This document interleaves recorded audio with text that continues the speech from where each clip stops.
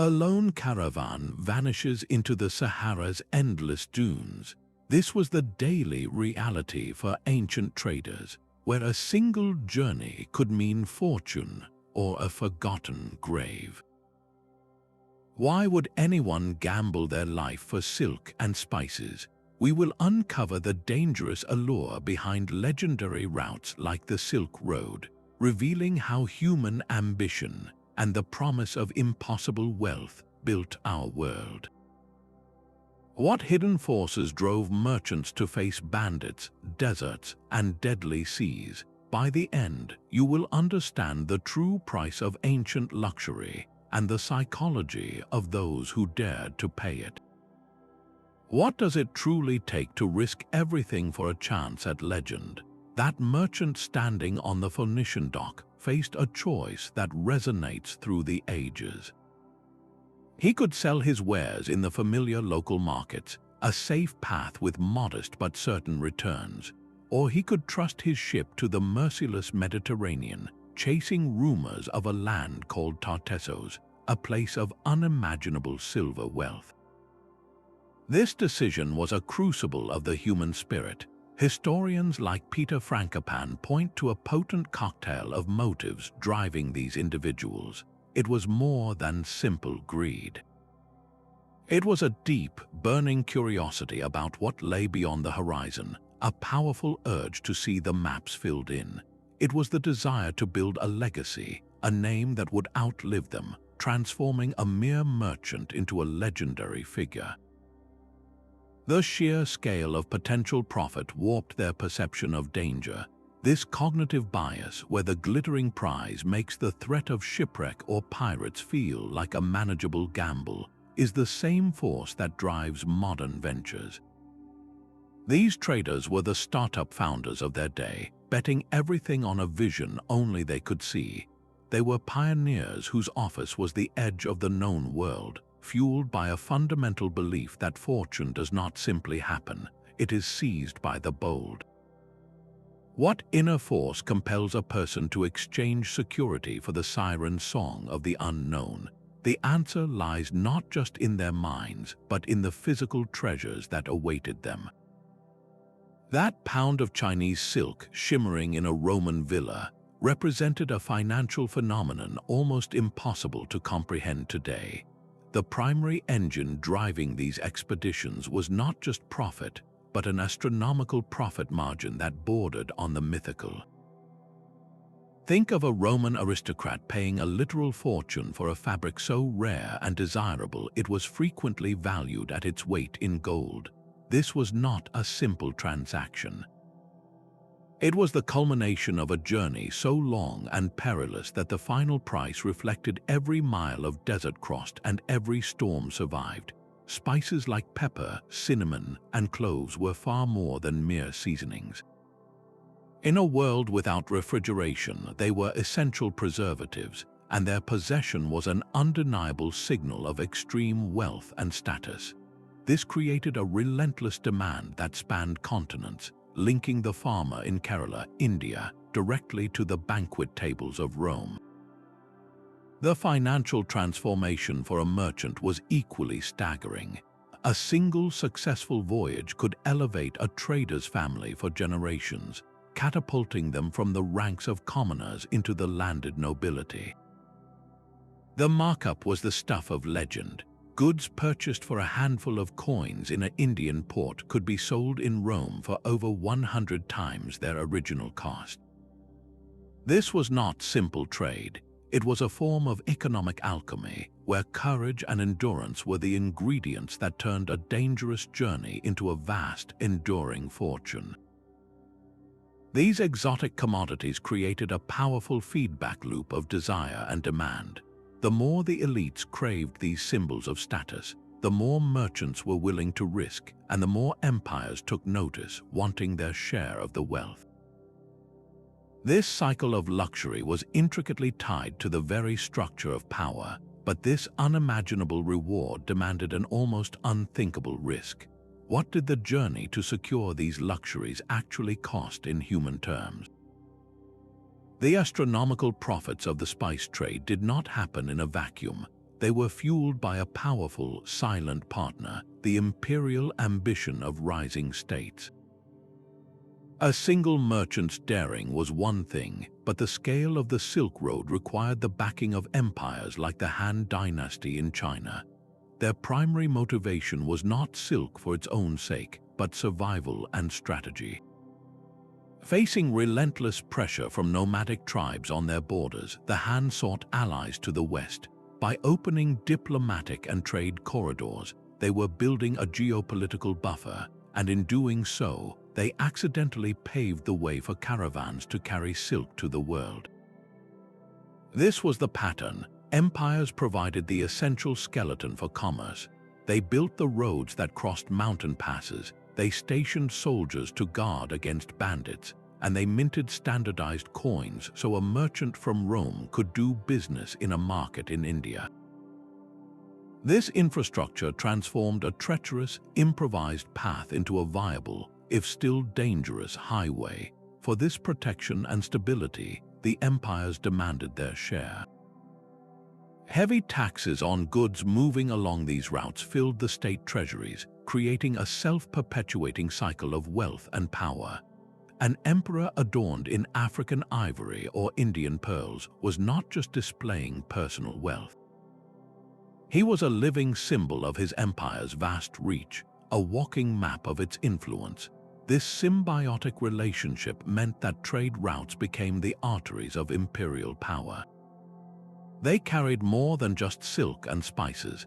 They carried ideas, religious beliefs, new technologies, and the soldiers needed to control new territories. The story of ancient trade is therefore inextricably linked to the story of statecraft. The routes themselves were not random.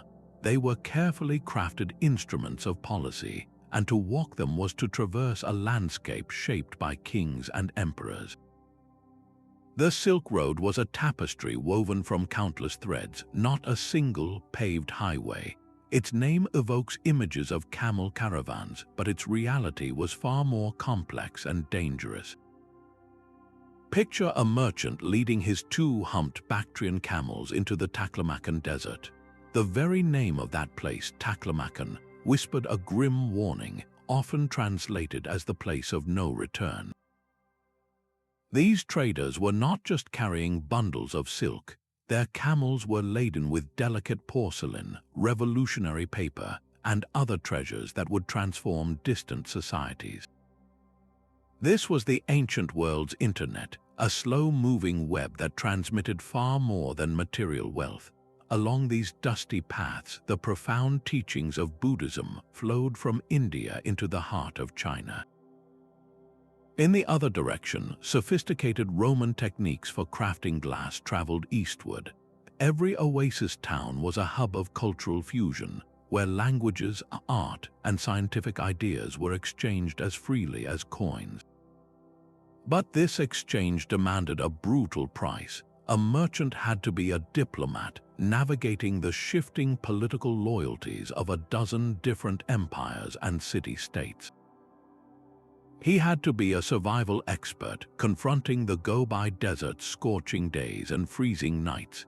His greatest challenge was often the silence and the scale, the psychological toll of walking for weeks with only the horizon as his companion. The Silk Road set a terrifying standard for what a trade route could be, a marathon of human endurance where every step was a gamble. Yet, for all its grandeur, it was just one path in a world stitched together by such daring journeys. While the Silk Road connected empires, an even more exclusive route carried a commodity of pure atmosphere, the scent of the divine. Frankincense and myrrh were not mere luxuries.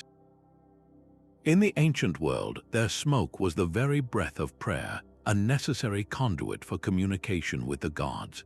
A temple in Rome or Jerusalem without the constant, sweet-smelling cloud of frankincense was as silent and empty as a temple without a congregation.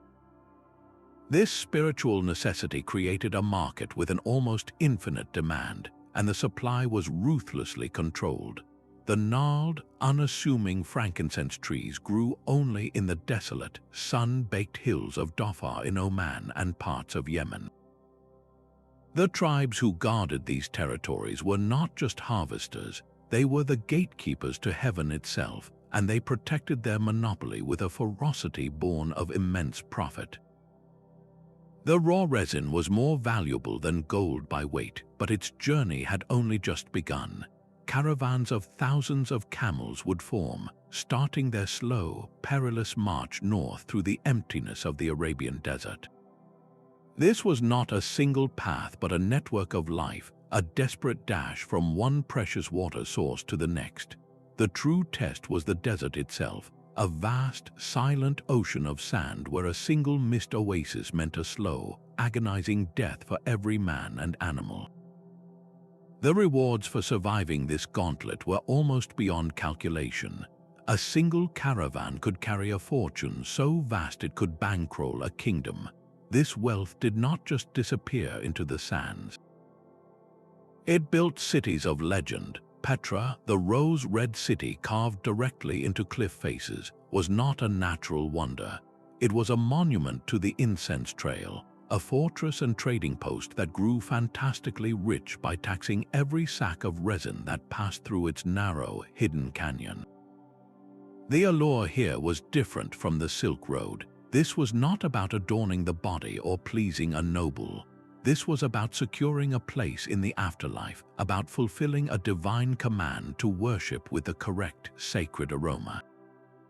The merchants on this route were not just traders, they were essential middlemen in the spiritual economy of the ancient world, their cargo considered as vital as food or water for the soul. This pursuit of the sacred, this willingness to cross deserts for a substance that would literally vanish into thin air, reveals a profound truth. The greatest human risks are not always taken for material gain, but for something believed to be truly priceless.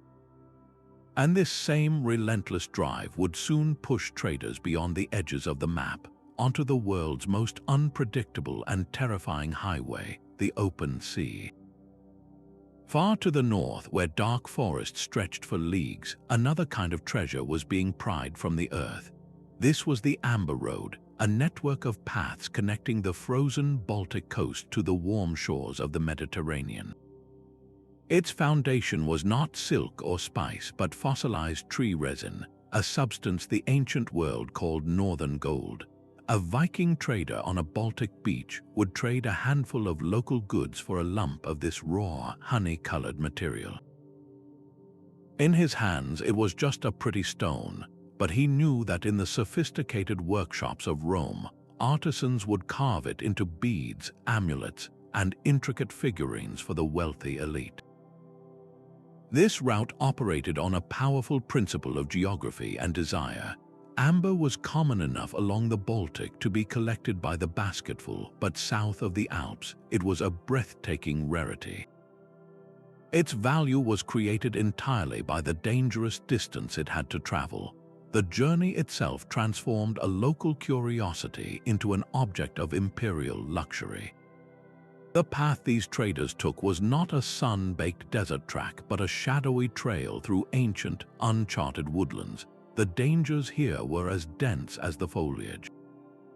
A merchant had to navigate not just the wilderness, but the complex and often volatile territories of numerous Germanic and Slavic tribes. Each river crossing, each clearing, could mean a new negotiation for safe passage or a sudden ambush. The value of amber was not merely aesthetic. Many believed this golden substance held powerful magic, capable of protecting the wearer from evil spirits or curing illnesses. A Roman mother might pay a fortune for an amber pendant not just for its beauty, but because she believed it would safeguard her child. This spiritual weight added an immense premium to its price. The existence of the Amber Road proves a crucial point. The dangerous allure of trade was a universal force in the ancient world. From the scorching deserts of Arabia to the misty forests of the north, humans were willing to face terrifying odds, driven by the simple, powerful equation that what is common here can become priceless there. This relentless pursuit of the rare created a connected world, but it also exposed the traders to a final and perhaps most unforgiving frontier. The sea offered a different kind of terror, one without a path. At least a desert caravan left footprints. A ship on the open ocean left only a temporary wake, vanishing into the endless blue. The Phoenicians mastered this trackless world in vessels crafted from the famed cedar trees of Lebanon. Their ships were not just transport, they were floating fortresses of commerce, carrying the vibrant purple dye and fine glassware that would make them legendary.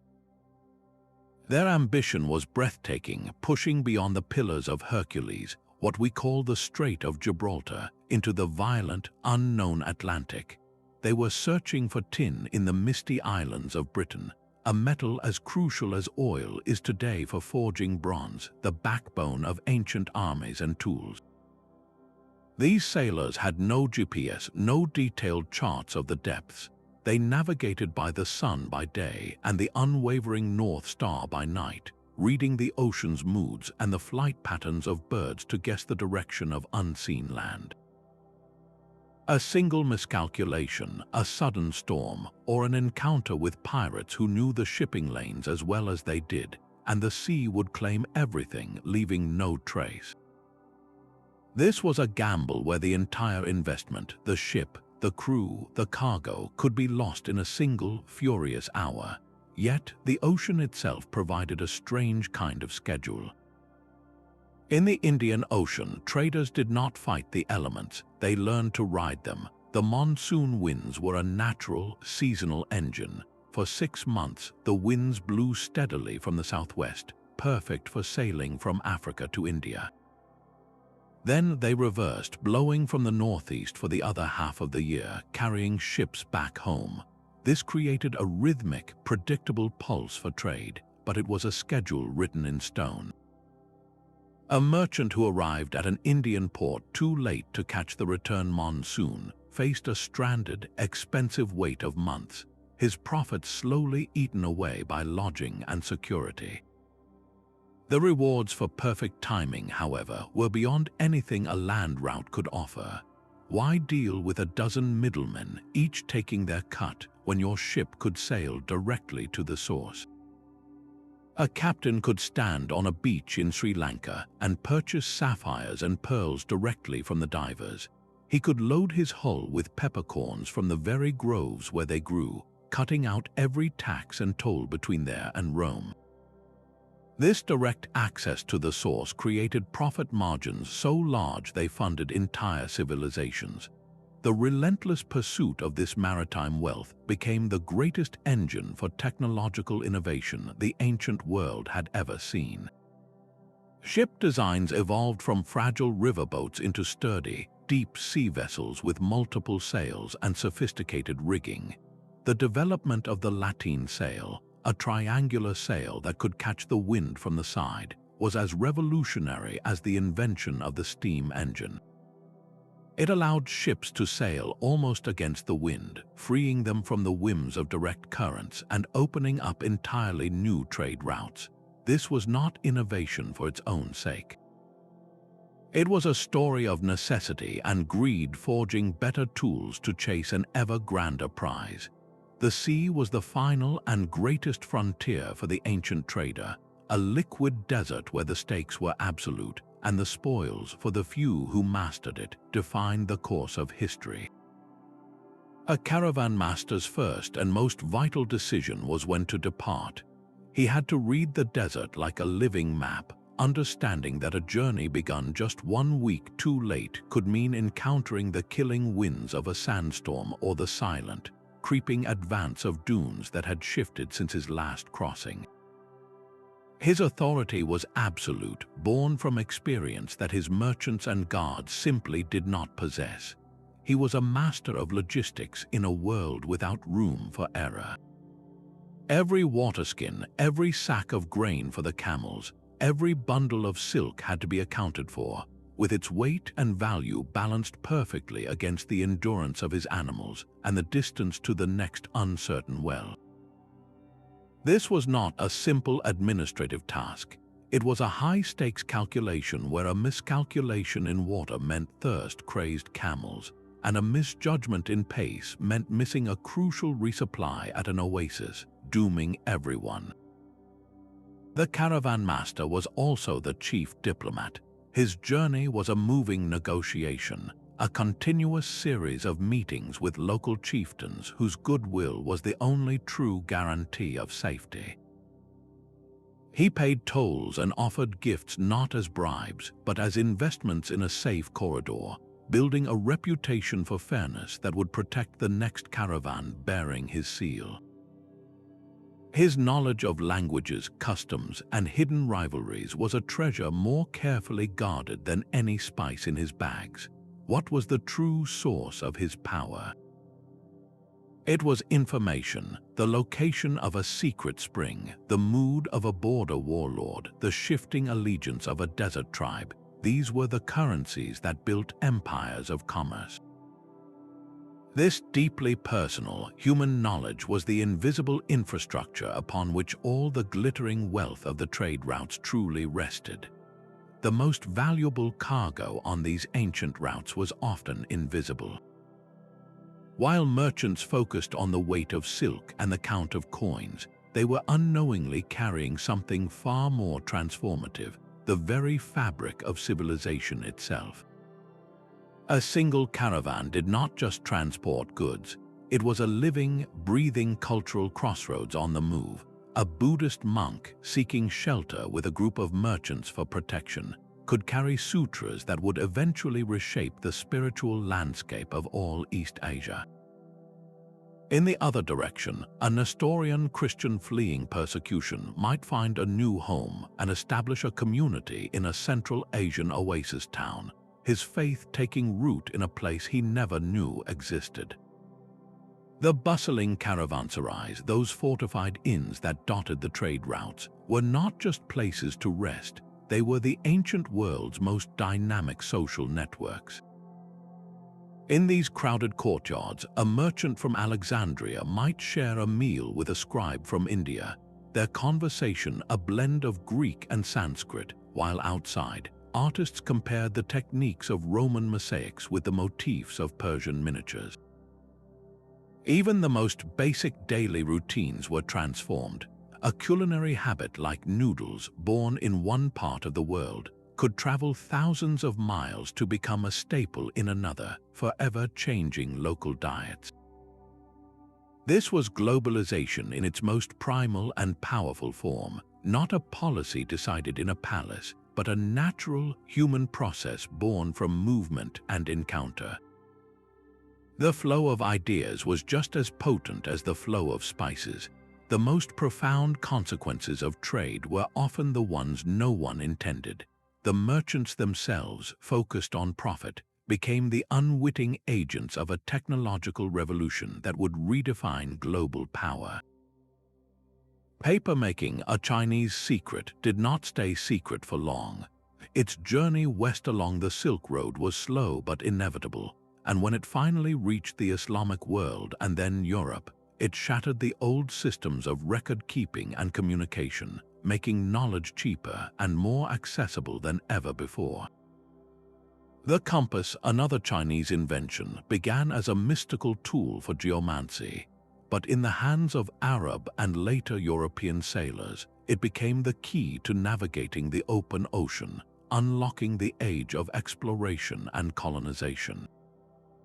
Even gunpowder, developed for fireworks and celebrations, traveled the same paths. When it arrived in the West, it did not just change how wars were fought. It rendered stone castles obsolete and fundamentally altered the balance of power between armies and empires. These were not planned transfers, they were cultural leaks, the unintended side effects of a network built for commerce. The trader haggling over a bolt of silk was not thinking he was altering the destiny of nations. He was simply trying to make a living. Yet through his daily interactions, through the stories he told and the tools he used, he built fragile bridges of understanding between worlds that knew nothing of each other. This cultural diffusion was the hidden profit, the lasting dividend paid to all of humanity for the immense risks a few were willing to take. A merchant ship heavy with spices is becalmed in the Strait of Malacca. The silence is broken not by wind but by the rhythmic splash of oars. From the coastline mangroves, a fleet of slender pirate prahus emerges, closing in with terrifying speed. This was not a rare misfortune. It was a calculated risk as predictable as the tides in these narrow sea lanes. On land, the danger was just as acute. The Khyber Pass, a slender thread through impossible mountains, was less a road and more a gauntlet. Bandits knew its every twist and blind corner, preying on caravans slowed by the steep, rocky terrain. These human predators were a direct, violent tax on commerce, a cost measured in stolen goods and lost lives. Yet the environment itself was an even more merciless adversary. An earthquake could erase a wealthy trading city like Palmyra in a single violent shudder, burying its markets and its merchants under dust and rubble. A prolonged drought could simply wipe a vital oasis from the map, turning a known refuge into a death trap for the next caravan that relied upon it. And high in the Pamir Mountains, a sudden blizzard could entomb an entire train of camels and men, freezing their ambitions solid in a white, silent grave. The very routes that promised wealth were engineered by geography to be killing zones. This ever-present duality of opportunity and annihilation forged a unique type of individual. The successful trader had to be a master of many arts. He was a negotiator capable of bartering for his life with a bandit chieftain. He was a part-time fighter, ready to defend his cargo when diplomacy failed. Above all, he was a survivalist, his mind a living library of climate patterns, safe passages, and hidden water sources.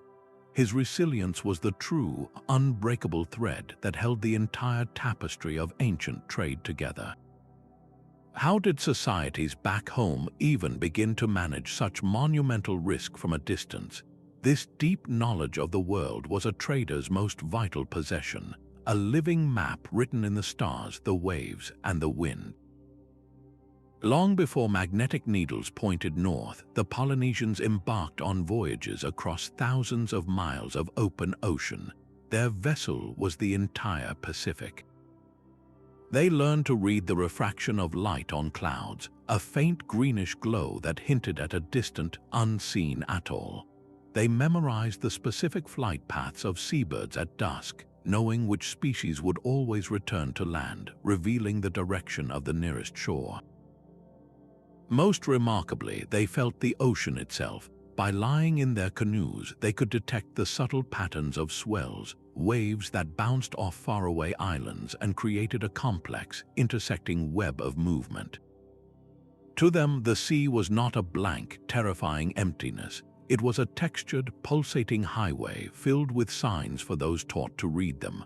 On land, the challenge was the opposite, a landscape of overwhelming sameness. A Bedouin guide leading a caravan across the Arabian desert did not have the luxury of a path. Instead, he navigated by the shape of the dunes, remembering how the wind sculpted them into distinct formations over centuries. He watched the sun by day, and by night, his entire existence was oriented by the slow, majestic wheel of constellations. He knew not just the North Star, but the stories of dozens of other stars, using their rising and setting to mark the passage of time and direction with uncanny precision. This was not guesswork. It was a rigorous science of observation, a data set accumulated over generations and whispered from parent to child. Even the notoriously overcast skies of the North Atlantic could not stop the Vikings. They are believed to have used a magical tool called a sunstone, a crystal of calcite that could polarize light.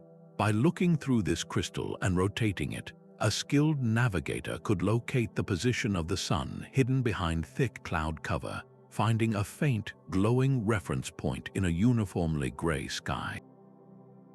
This environmental literacy was a form of ancient artificial intelligence, a sophisticated mental operating system that processed sensory input from the natural world and output a reliable course. It was this mastery, this ability to find order in chaos, that truly unlocked the world's riches. Without it, the silk would have remained in China, the frankincense in Arabia, and the amber on the Baltic shore. The courage to venture into the unknown was matched only by the genius required to find the way. But this profound connection to nature raises a haunting question. What happens when the environment itself, the very source of their guidance, turns against them with its full, unpredictable fury? These cities were the vital organs of the trade routes, the pulsating hearts that gave the entire network its life. A caravan did not simply travel from China to Rome. It journeyed from one magnificent oasis city to the next, each one a world unto itself. Take Palmyra, a glittering jewel built around a desert spring. Its power came from its neutrality. Here, a Roman merchant, a Persian artisan, and an Arab caravan master could meet not as rivals, but as partners in a grand commercial enterprise. They exchanged not only goods but languages, religious beliefs, and architectural styles, creating a unique, blended culture that existed nowhere else on Earth. This was the true function of cities like Samarkand on the Silk Road or Taxila in the Indus Valley. They were more than just pit stops. They were secure, regulated marketplaces where a trader could convert his risky, physical cargo into something far more stable and portable, like gold coins or letters of credit. They offered the essential services that made long-distance trade possible. A merchant could rent a secure warehouse, a caravanserai, to protect his silks from the elements and from thieves.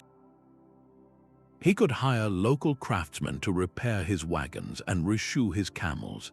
He could pay taxes to a local governor in exchange for the promise of armed guards for the next leg of his journey. The immense wealth flowing through these hubs did not just vanish into the sands. It built breathtaking monuments that still stand today. Grand temples, soaring arches, and vast public libraries were all funded by tariffs and trade.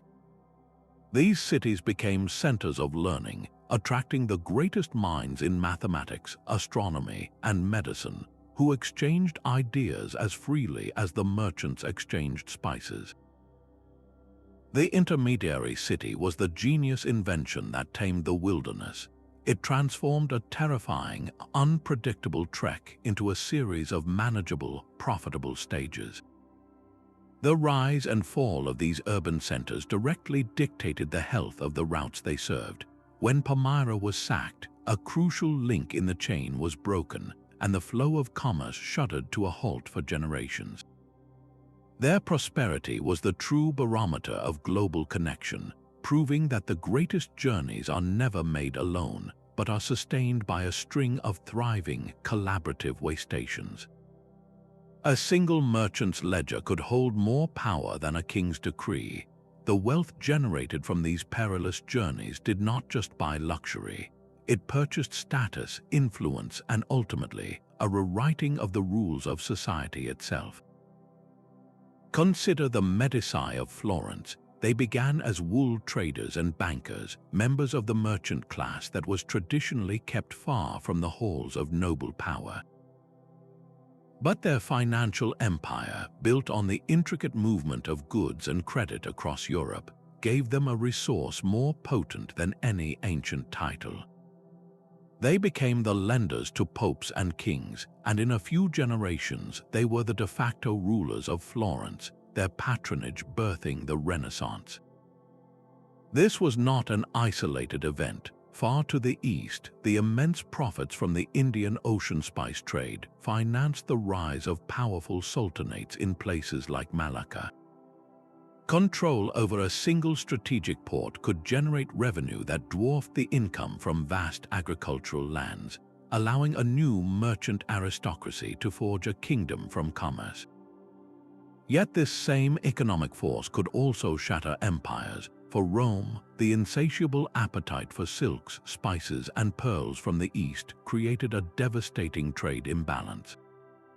Roman silver, the lifeblood of its economy, flowed out in a relentless stream to foreign merchants, slowly draining the imperial treasury and contributing to the crippling inflation that undermined its stability. The control of a trade route was never just about economics. It was a direct challenge to sovereign power, a frequent cause for war. The pursuit of commerce created new aristocracies while destabilizing the old, proving that the flow of goods was intrinsically, and often violently, linked to the flow of power. The story of ancient trade is therefore also the story of social mobility and political revolution on a global scale, where a cargo hold could carry the seeds of a dynasty or the downfall of a kingdom. That ledger of goods, meticulously maintained, never recorded the most transformative cargo. A few stray seeds nestled in the straw packing of a porcelain crate, a dormant virus clinging to a roll of fine fabric. These were the silent passengers that would reshape civilizations. The ancient trade routes became the world's first biological internet, transmitting not just products but entire ecosystems. A strain of drought-resistant wheat from the Middle East could travel eastward, eventually finding its way to a Chinese farm and dramatically boosting its yield. In the other direction, the peach, a fruit native to China, journeyed along the Silk Road to Persia, where it was so beloved it earned the name the Persian apple before eventually reaching the shores of the Mediterranean. This was not a controlled transfer. It was a slow, accidental revolution in agriculture, where a single plant could alter the diet and destiny of millions. The movement of animals was even more profound. The horse, which would later transform the cultures of the Great Plains in North America, followed the same principle of introduction, a powerful new species arriving from afar and rewriting the rules of transport, warfare, and society. But this biological exchange was a double-edged sword. The same network that distributed life-giving crops also served as a highway for death. Pathogens found the perfect conditions for a pandemic in the crowded, interlinked world of the trade routes. Fleas living on the black rats that infested grain shipments carried the bubonic plague. As merchants moved from one bustling caravanserai to the next, these infected rodents went with them, transferring the disease from community to community. The result was the Black Death, a catastrophe that swept across continents with terrifying speed, following the very trade routes that had brought so much wealth. The traders, focused on their balance sheets, had no concept of germ theory. They were simply moving goods, yet they became the unwitting agents of ecological and epidemiological change on a continental scale. Price of connection was a vulnerability no one could have foreseen, where a single cough in a crowded market could echo across the world. The most valuable thing a merchant carried was sometimes not in his bags but in his mind. For alongside the silk and spices traveled an equally potent cargo, a relentless human curiosity that could not be quantified in gold. While empires calculated profits and merchants balanced ledgers, a different kind of traveler walked the same dusty roads, driven by a hunger that had nothing to do with wealth. Consider the Greek writer Herodotus. He was not a merchant but a storyteller and an inquirer. He journeyed to Egypt, to Persia, and across the known world, meticulously collecting stories about the customs of foreign peoples. How did the Egyptians mummify their dead? What strange animals lived in the lands beyond the Indus River? His work was a sprawling, vibrant map of human diversity, and it was only possible because he hitched rides with the commercial caravans that were already threading the world together. His motivation was pure intellectual thirst, a desire to understand the vast, wonderful tapestry of humanity. On the other side of the world, the Chinese Buddhist monk Xuanzang embodied this same drive. He made the perilous 16-year round trip from China to India, not to trade but to find truth. He sought original Buddhist scriptures, believing that the versions available in China were incomplete or inaccurate. He faced bandits, deserts, and mountain passes so high and cold that his fellow travelers perished, all for the sake of acquiring knowledge. His detailed account of the lands he visited, from the court of the powerful Indian Emperor Harsha to the routines of simple villagers, became a priceless geographical and cultural record. These traveler scholars were the anthropologists and journalists of the ancient world. They used the infrastructure of commerce as their library, their highway to discovery. A merchant caravan provided safety in numbers, a known route, and a network of caravanserais where these scholars could listen, learn, and record. The detailed accounts they brought back did more than just satisfy personal curiosity. They shattered parochial worldviews. A scholar in Constantinople reading Herodotus had to accept that the world contained civilizations as old and sophisticated as his own. A court official in Chang'an studying Xuanzang's reports had to expand his mental map to include the powerful kingdoms and complex philosophies of the Indian subcontinent. This was exploration for knowledge's own sake, a mission of discovery where the prize was not a chest of jewels, but a completed sentence in the great, unfolding story of humanity. This intellectual allure was a powerful force in its own right, proving that the human spirit will risk everything not just for material gain, but for the simple, profound need to know what lies over the next hill. And it was this very accumulation of hard-won knowledge that would soon create the most powerful tool for navigation the world had ever seen. The same dusty road could lead to both salvation and spectacular profit. A merchant joining the Hajj caravan to Mecca was undertaking a sacred duty, but he was also placing himself at the heart of an economic phenomenon. This annual pilgrimage was far more than a spiritual gathering. It was the Arabian Peninsula's greatest trade fair, a massive, moving market that pulsed with commercial energy.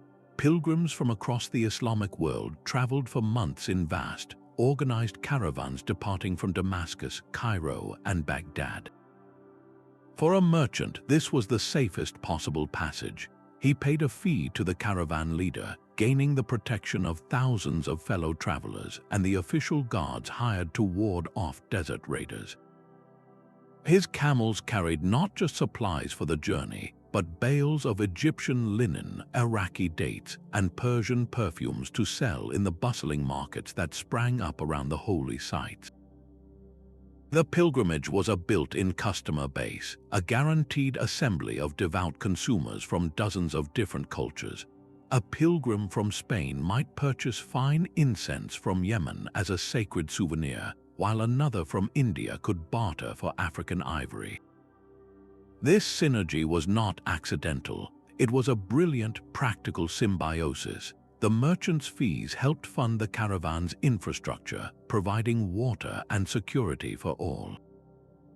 In turn, the pilgrim found that their costly spiritual journey could be partially financed by the goods they transported and sold along the way. This model was replicated along other faith routes. Buddhist pilgrims traveling from China to sacred sites in India, like the great University of Nalanda, did not travel empty-handed.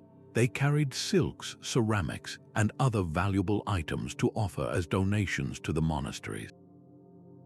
These pious gifts were, in effect, high-value trade goods that supported the religious institutions and enriched the local economies. The very infrastructure of faith was built by commerce. Patrons used trading wealth to construct and maintain roads, dig wells in arid regions, and build hostels known as caravanserais that offered shelter to both the devout and the deal-maker. A well maintained by a charitable endowment for pilgrims also saved the life of a merchant's camel. A road cleared to a temple also smoothed the path for a spice caravan. The sacred and the commercial were not just allies, they were two forces walking in lockstep, each giving the other a reason to brave the terrifying distances. This ancient partnership reveals a profound truth about human endeavor. Our deepest spiritual impulses and our most basic economic needs have always traveled together, each paving the way for the other. That merchant in Alexandria did not need a textbook to understand market forces. He saw economics in the salt-crusted hulls of ships arriving in the harbor. If the monsoon winds had failed, or if rumors spread of pirates preying on the fleet from India, he knew the price of pepper would skyrocket by noon. He operated on an intuitive grasp of supply and demand, a sophisticated understanding forged in the fires of necessity. His entire business was built on arbitrage, the simple yet profound art of buying low in one place to sell high in another. A sack of dates purchased for a pittance in Babylon could be traded for a fortune in the timber-poor markets of Egypt. This was not guesswork, it was a calculated speculation on scarcity and desire. These traders were the original market analysts, reading reports of droughts, political unrest, and shipwrecks as if they were financial bulletins, anticipating price shifts months before they happened. This high-risk environment demanded sophisticated financial tools. Clay tablets from ancient Mesopotamia detail surprisingly complex loan agreements and business partnerships. A wealthy backer in Ur would finance a merchant's journey to Dilmun, the profits to be split upon his return. This system, known as commenda, was a brilliant early form of risk capital. It allowed wealthy investors to diversify their portfolios across multiple ventures, and it gave ambitious but cash-poor merchants the means to launch an expedition. If one ship sank, the investor did not lose everything. If 5 ships returned, his wealth multiplied exponentially. They had created a primitive but effective insurance system through diversification, understanding that you should never risk all your capital on a single caravan or a single ship. They were playing a probabilistic game long before the mathematics of probability were formally defined. This was the true cradle of capitalism, not in the lecture halls of Europe, but on the dusty wharves and desert tracks where every transaction was a gamble and every price told a story of danger and distance.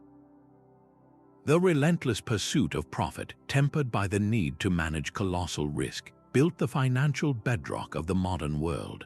A merchant's world was built on trust, but that trust required tools. In a dusty market in Babylon, a trader would not simply accept a stranger's word for the value of his silver. He would bring out a small, portable balance scale, carefully placing stone weights on one side and the customer's metal on the other. These were not random stones, they were officially sanctioned weights, often carved with the seal of the local ruler, guaranteeing their measure. This simple act of standardization was a quiet revolution. For the first time, a merchant from Egypt could do business with a supplier in Anatolia, both confident that a shekel was a shekel, a mina was a mina. Without this universal language of weight, long-distance commerce would have collapsed under the weight of suspicion and fraud. But weighing precious metal was only the first step. The real challenge was remembering who owed what to whom across vast distances and months of travel. This is where the true engine of trade emerged, the humble clay tablet and the stylus. As empires grew and trade networks expanded, the need for a common administrative language became urgent. The Aramaic script, adopted as the official tongue of the Persian Empire's sprawling bureaucracy, became the internet of the ancient world.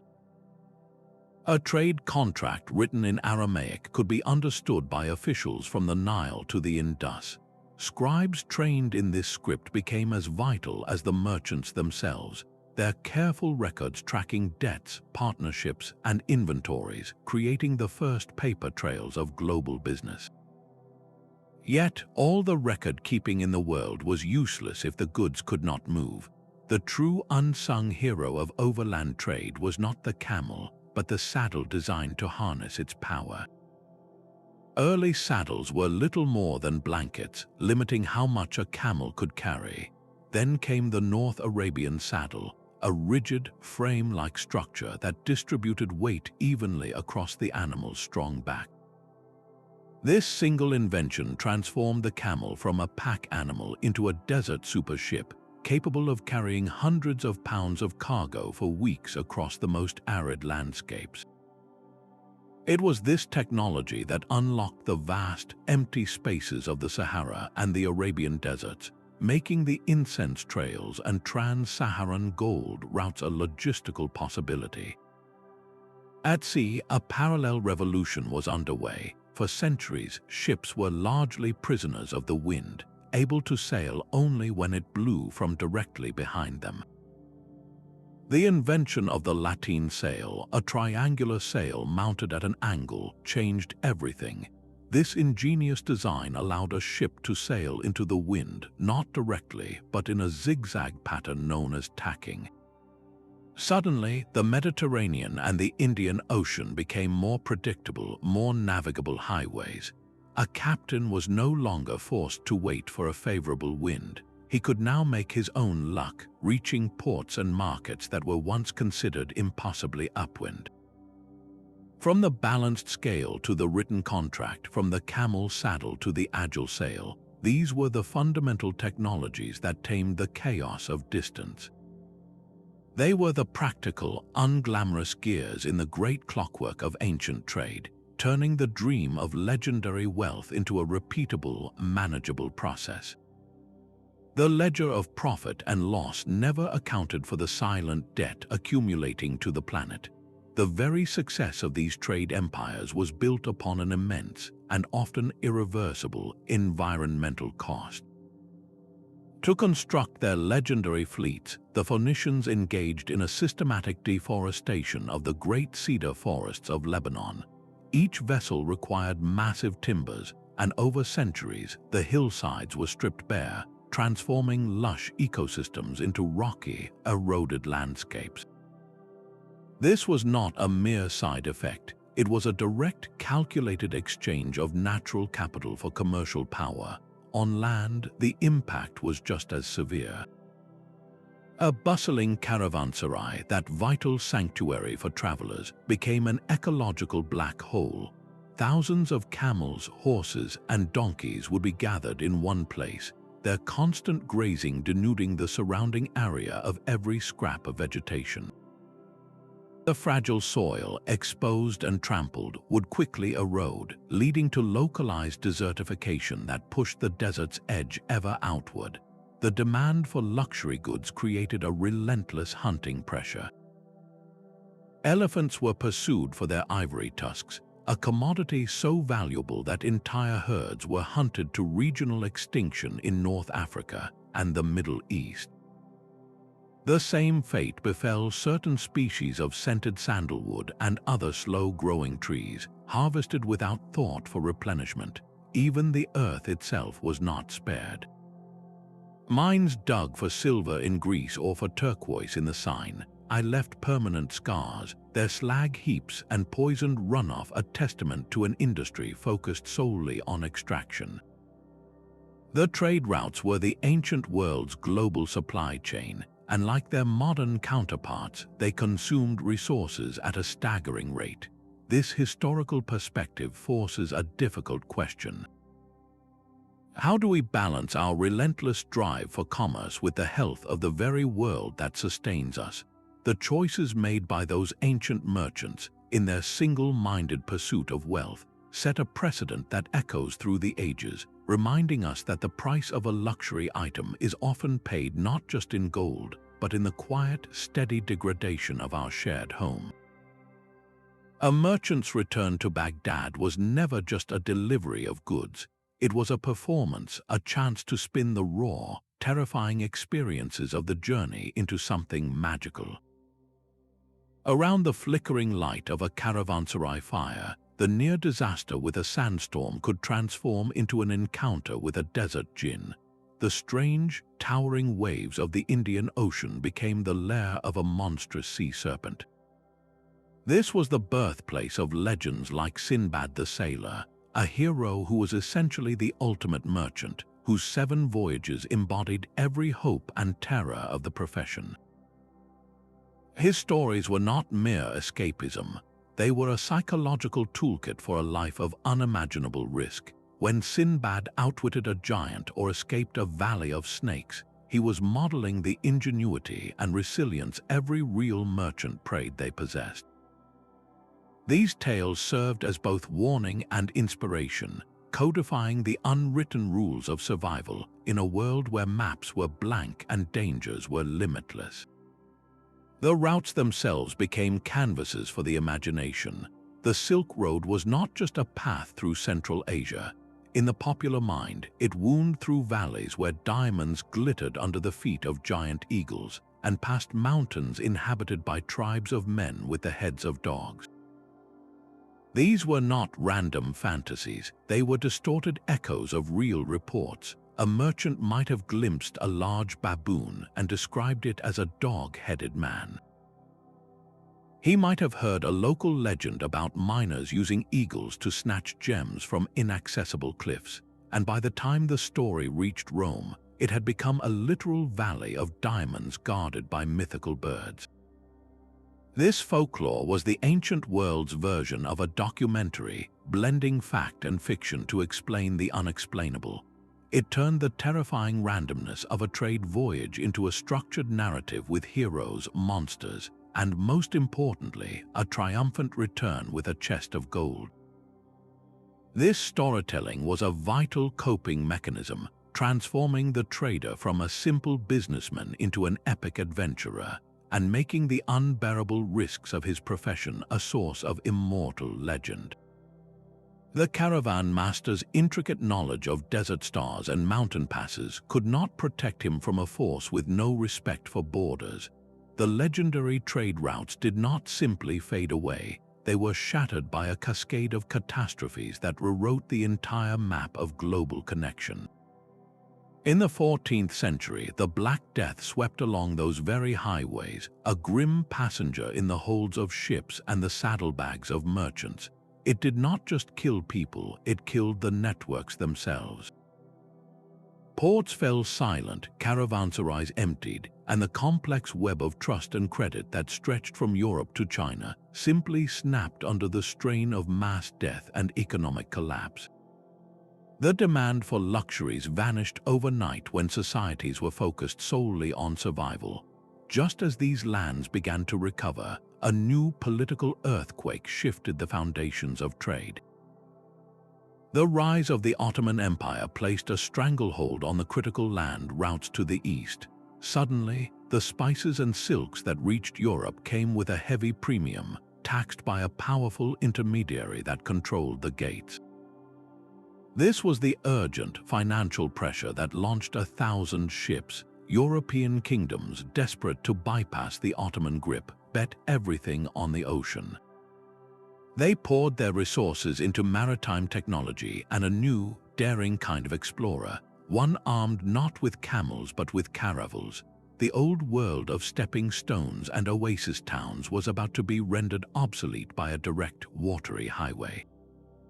The moment the Portuguese navigator Vasco da Gama's fleet dropped anchor off the coast of India in 1498, the entire economic logic of the Silk Road evaporated. Why finance a year-long, perilous overland caravan, paying a dozen middlemen, when a single fleet could sail directly to the source and fill its hulls with pepper? The Portuguese had not just found a new route, they had discovered a way to cut the entire Asian continent out of the equation. This was more than a new path, it was a brutal disinterruption on a global scale. The focus of economic power swung decisively from the heartlands of Asia to the coastlines of Europe. The great interior cities like Samarkand and Baghdad, once the dazzling centers of the world, began a long, slow decline into backwaters, while new ports like Lisbon and Amsterdam rose on the tides of maritime commerce. The camel caravans did not disappear overnight, but their purpose and prestige faded. They were no longer the primary arteries of global wealth, just local feeders to a new, dominant system. The dangerous allure of trade never died, of course.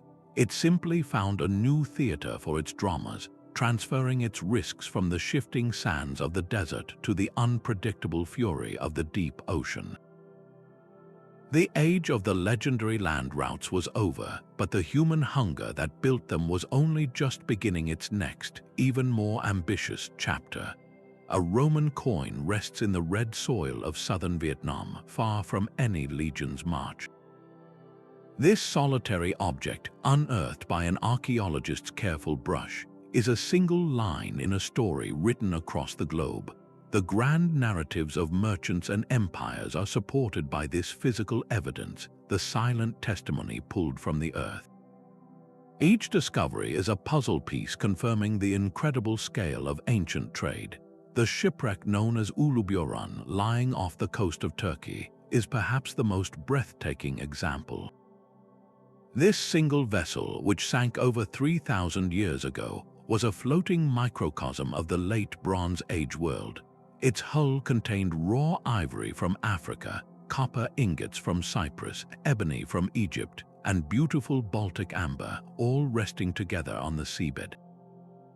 This was not a theoretical trade route. It was a preserved snapshot of a single, failed voyage, a captain's last cargo manifest etched in stone and metal.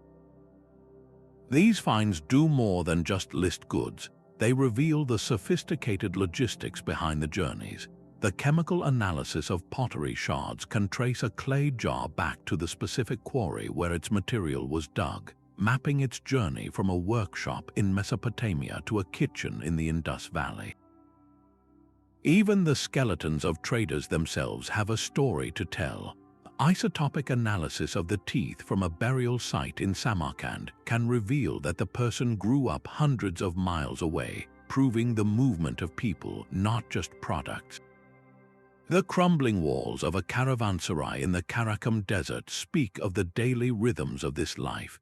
In the dust of its central courtyard, archaeologists find the remnants of cooking fires, the bones of camels that were eaten or traded, and the lost beads from a broken necklace. These are the intimate, human details that scrolls and ledgers often ignore. They give voice to the guards, the cooks, the camel drivers, the countless anonymous people who made the system work. This is how we know, not from epic poems but from the scatter of coins in a forgotten corner of the world, from the ghostly imprint of a silk garment in a parched desert grave.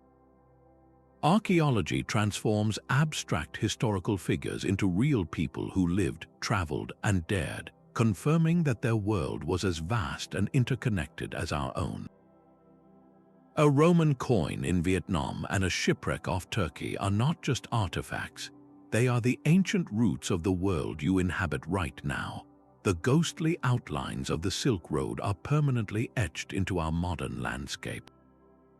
The dense web of global shipping lanes that now cross our oceans follows the same fundamental logic as the monsoon traders of old, moving massive container ships instead of wooden dhows.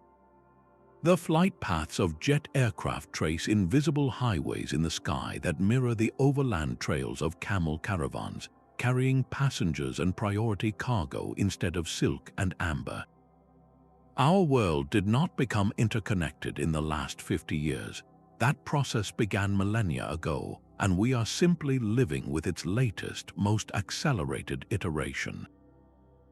The great trading houses of Venice and the Hanseatic League have their direct descendants in today's multinational corporations, entities whose influence and supply chains span the globe. The caravans that moved cautiously from oasis to oasis have been replaced by just-in-time delivery networks, a digital nervous system that still relies on the physical movement of goods across the same continents. This historical continuum is visible on your dinner plate.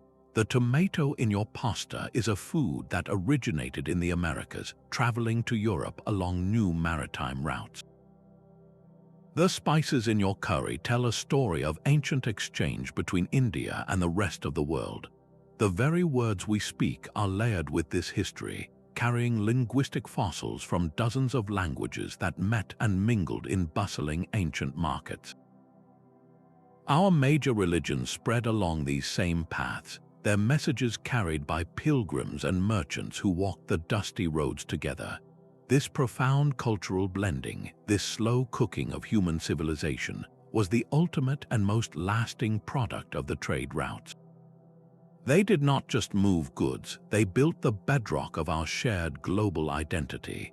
The drive to reach beyond the horizon, to trade, to connect with strangers, is not a modern invention.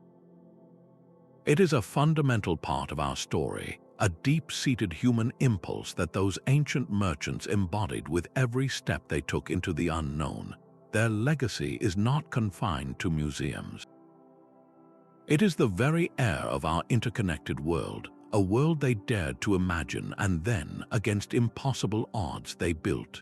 Their legacy is written in the spice on your shelf and the map on your screen. From the scorching sands of the Sahara to the stormy waters of the Indian Ocean, we have walked beside these pioneers, uncovering the dangerous allure that called them forward. It was never one single force, but a powerful cocktail of unimaginable profit, imperial ambition, and a raw human curiosity about what lay beyond the horizon.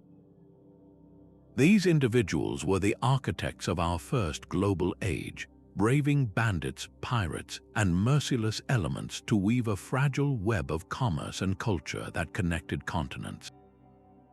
Their stories are a timeless testament to human courage, ingenuity, and an insatiable appetite for more. The next time you enjoy the sharp flavor of pepper, admire the sheen of a silk scarf, or simply marvel at the connected nature of our modern world, remember the legendary routes and the daring souls who dared to walk them, paying an unimaginable price to build the foundations of everything we know. If these tales of adventure and discovery have sparked your own curiosity, we would love to hear your thoughts in the comments, and subscribe to join us on our next journey into the profound mysteries of our shared past.